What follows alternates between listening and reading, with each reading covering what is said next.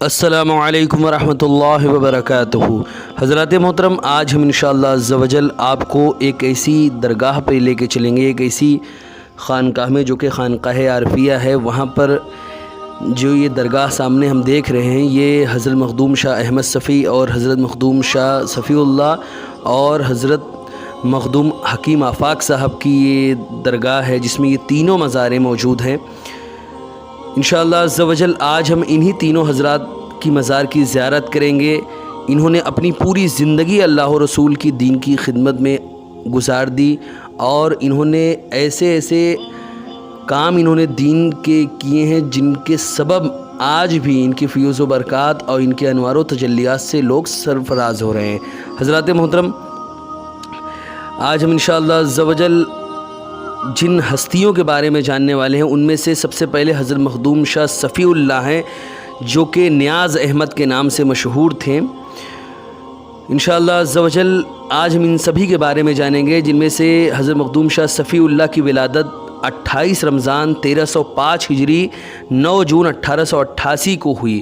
یہ حضرت مخدوم سلطان العارفین حضرت عارف صفی شاہ رحمۃ اللہ علیہ کی صاحبزادے، بڑے صاحبزادے تھے۔ انہی کی آگوش میں یہ پروان چڑھے اور آپ کے مرید و خلیفہ اور جانشین بھی ہوئے۔ سلسلے کے اکابرین نے آپ کو اپنے خانوادے کا شیر نر تک کہہ کر مخاطب کیا۔ 28 شعبان المعظم 1374 ہجری 22 اپریل 1955 جمعہ کے روز آپ کا وصال ہوا۔ یہ دیکھیے جو سامنے ہم کو دکھ رہی ہے، یہی مزار ہے حضرت مخدوم شاہ احمد صفی کی، اور ان کے بغل میں ان کے بڑے بھائی حضرت مخدوم شاہ صفی اللہ، جو کہ نیاز احمد کے نام سے مشہور تھے، یہ ان کی مزار ہے، اور انہی کے ٹھیک بغل میں ان کے صاحبزادے حضرت حکیم آفاق صاحب رحمۃ اللہ علیہ کی مزار ہے۔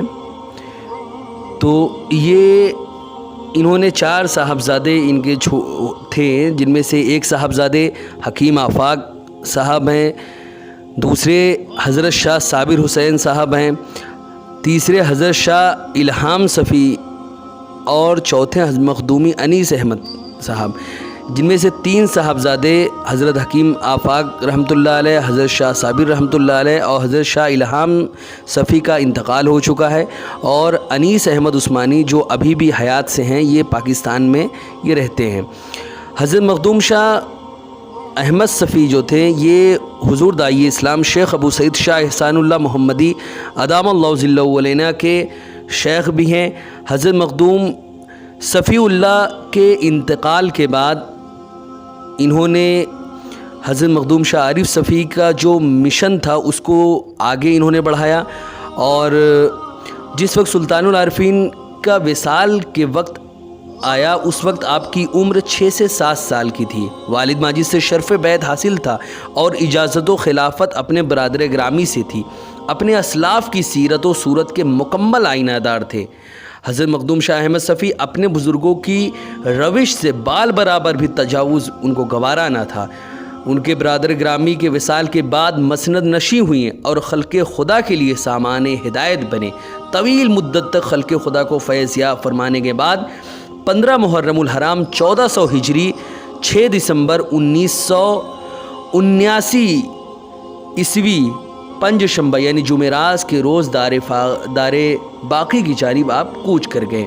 حضرات محترم، آپ نے اپنے بھتیجے و خلیفہ حضرت مخدوم داعی اسلام شیخ ابو سعید شاہ احسان اللہ محمدی ادام اللہ ظلہ علینا کو اپنا جانشین بنایا، اور ان کے بعد اس مشن کو، جو حضرت مخدوم شاہ عارف صفی کا جو مشن تھا، اس کو لے کر ابھی تک حضور داعی اسلام شیخ ابو سعید شاہ احسان اللہ محمدی آگے بڑھ رہے ہیں، اور ان کی مشن کا جو مطلب ہے، ان کے مشن کا جو مقصد ہے، وہ فقط پوری دنیا میں دعوت و تبلیغ اور دین کی خدمت ہے۔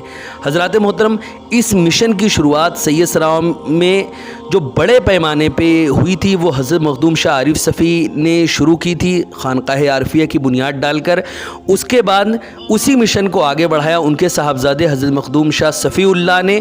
ان کے وصال کے بعد ان کے چھوٹے بھائی حضرت مخدوم شاہ احمد صفی نے اس کام کو آگے بڑھایا، اور آخر میں اس کام کو ابھی تک بطریق احسن حضور داعی اسلام شیخ ابو سعید شاہ احسان اللہ محمدی اس کام کو آگے بڑھا رہے ہیں، جو صوفیاء کرام کے نقش قدم پر چلتے ہوئے سنت نبوی اور اللہ رسول کے پیغام کو پوری دنیا میں عام کر رہے ہیں۔ اللہ تعالیٰ ان کے فیوز و برکات ہم سبھی کو عطا فرمائے، آمین۔